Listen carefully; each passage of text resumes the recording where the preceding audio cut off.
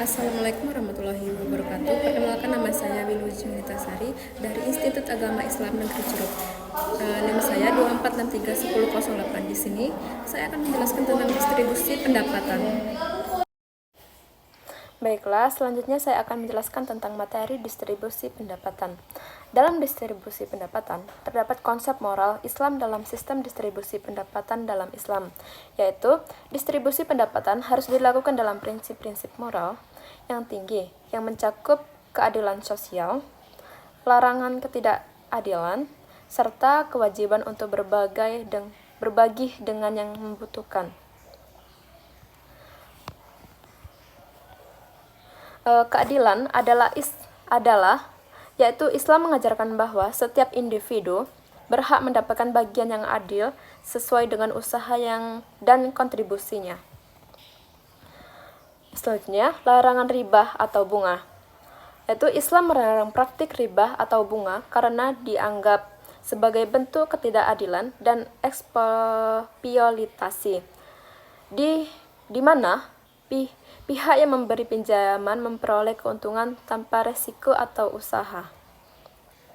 Selanjutnya, zakat dan sedekah, yaitu adalah kewajiban bagi umat muslim yang memiliki harta yang melebihi batasan tertentu untuk memberikan sebagian dari hartanya kepada orang yang membutuhkan. Sedekah atau infak juga merupakan cara untuk berbagi kekayaan secara sukarela. Selanjutnya, saya akan menjelaskan tentang distribusi pendapatan.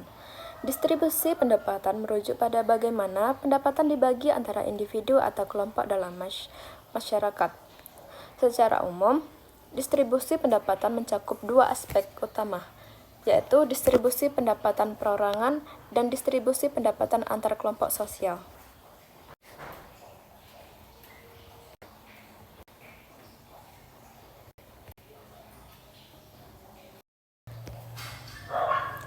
Distribusi pendapatan perorangan ini merujuk pada bagaimana pendapatan diperoleh oleh individu-individu dalam masyarakat berdasarkan pekerjaan, keterampilan, pendidikan, atau moral yang dimiliki.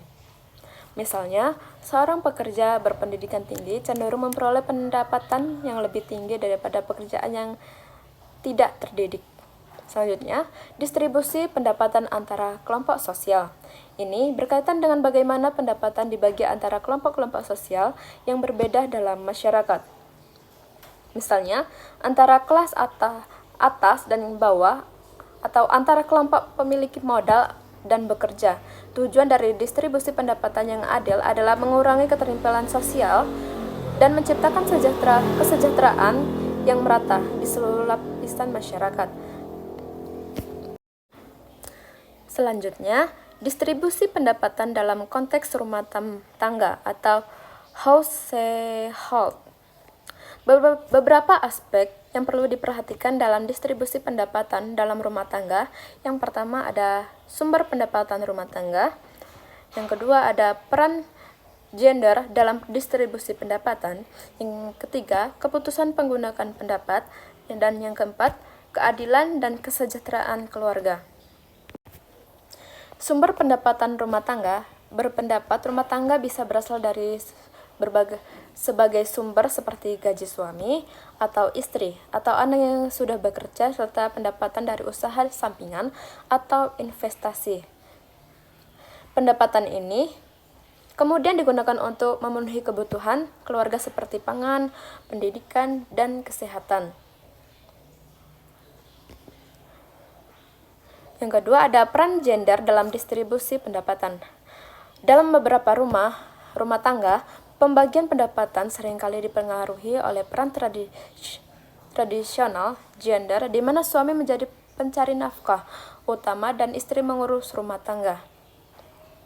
Namun, dalam banyak kasus terutama di masyarakat modern, istri juga terlibat dalam menghasilkan pendapatan.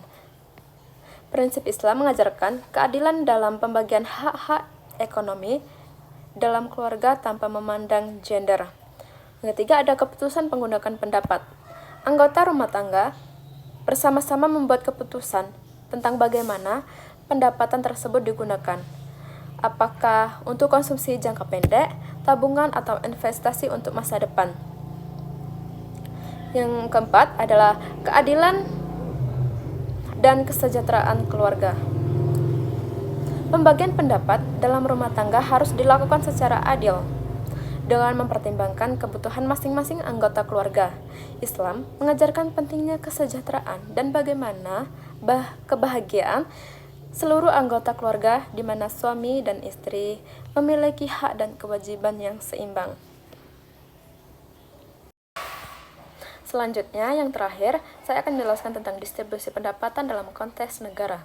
Distribusi pendapatan dalam konteks negara berkaitan dengan bagaimana pendapatan nasional dibagi antara individu dan kelompok dalam suatu negara. Adapun pengelolaan distribusi pendapatan, yaitu pertama ada sistem perpajakan, program sosial dan kesejahteraan, penciptaan lapangan kerja, dan kebijakan ekonomi makro. Yang pertama, sistem perpajakan. Negara seringkali menggunakan pajak sebagai alat untuk redistribusi pendapatan.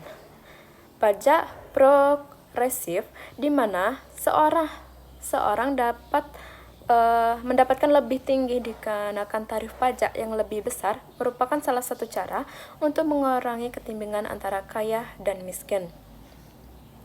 Yang kedua, program studi dan kesejahteraan. Negara juga melaksanakan program bantuan sosial seperti subsidi pangan, pendidikan, perawatan, kesehatan, dan tunjangan pengangguran untuk membantu masyarakat yang kurang mampu. Program-program ini bertujuan untuk meningkatkan kualitas hidup bagi mereka yang berada di bawah garis kemiskinan. Yang ketiga, menciptakan lapangan kerja. Kebijakan negara dalam menciptakan lapangan kerja yang adil dan merata juga penting untuk memastikan distribusi pendapatan yang lebih adil. Pemerintah dapat mengembangkan kebijakan ekonomi yang mendukung sektor-sektor yang dapat menciptakan pekerjaan seperti sektor pertanian, manufaktur, atau teknologi. Yang terakhir, ada kebijakan ekonomi makro. Negara juga dapat menggunakan kebijakan ekonomi makro sebagai moneter dan fiskal untuk merangsang pertumbuhan ekonomi yang dapat menciptakan pendapatan yang lebih merata. Ini termasuk mengatur inflasi suku bangsa serta pengelolaan sumber daya alam secara berkelanjutan. Itu saja penjelasan dari saya. Sampai jumpa.